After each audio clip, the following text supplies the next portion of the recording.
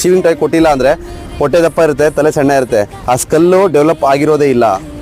ಅದಕ್ಕೆ ಕಾರಣ ಏನು ಅಂದರೆ ನಾವು ಚಿಕ್ಕ ವಯಸ್ಸಲ್ಲದಕ್ಕೆ ಸರಿಯಾಗಿ ಕಚ್ಚಕ್ಕೆ ಏನಾದರೂ ಆಟ ಸಾಮಾನು ಕೊಡಲಿಲ್ಲ ಅಂದರೆ ನಾಯಿದು ತಲೆ ಅಷ್ಟೇ ಉಳ್ಕೊಂಡ್ಬಿಡುತ್ತೆ, ಅಂದರೆ ಸೈಜ್ ಕಮ್ಮಿ ಆಗಿಬಿಡುತ್ತೆ.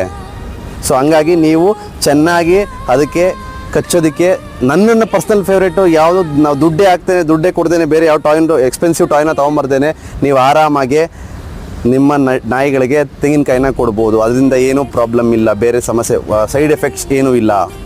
ಸೊ ಹಂಗಾಗಿ ಬೈಟಿಂಗ್ ಹ್ಯಾಬಿಟ್ಸ್ ಬಗ್ಗೆ ಸ್ವಲ್ಪ ಗಮನ ಇರಲಿ.